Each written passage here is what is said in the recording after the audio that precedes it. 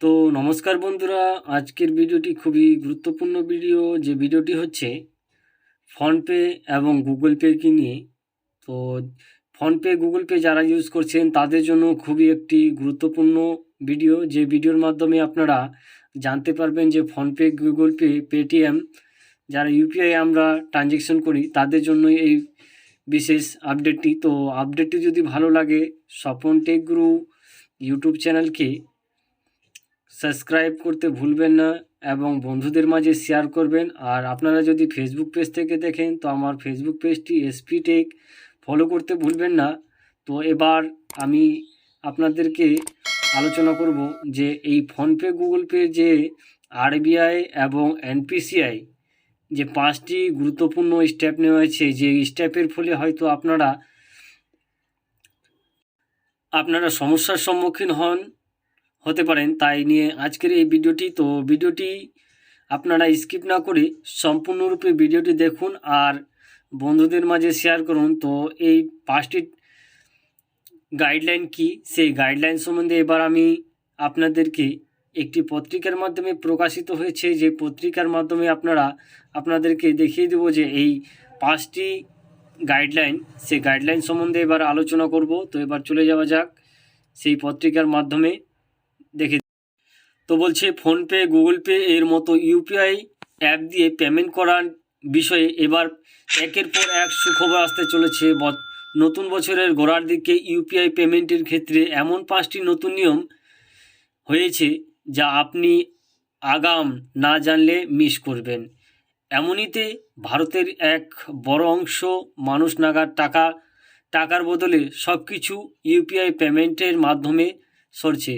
ফলে এই অবস্থায় এই 5টি গুরুত্বপূর্ণ পরিবর্তন এক ঝলকে জেনে নেওয়া যাক। তো এই 5টি কি? তো এবার বলছে দেশে চালু হতে চলেছে ইউপিআই এটিএম। আপাতত পাইলট প্রজেক্ট হিসাবে নির্দিষ্ট কয়েকটি শহরে এই পরিষেবা চালু করা হয়েছে, যেখানে সাফল্য মিলে গোটা দেশ একের পর এক চালু ইউপিআই এটিএম। এই এটিএম থেকে টাকা তুলতে এবং ডেবিট কার্ড বা ক্রেডিট কার্ড থেকে লাগাবেন না।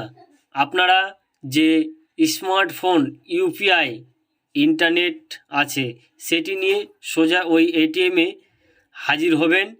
গিয়ে এটিএমের স্ক্রিনে ইউপিআই কোড স্ক্যান করতে হবে আর আপনার ইউপিআই অ্যাপ থেকে, আর তাহলেই নিরাপদে পেয়ে যাবেন প্রয়োজনীয় টাকা। মূলত লেনদেনের নিরাপত্তা বাড়াতে ইউপিআই একটি এমন এটিএম ব্যবহার চালু করতে চলেছে।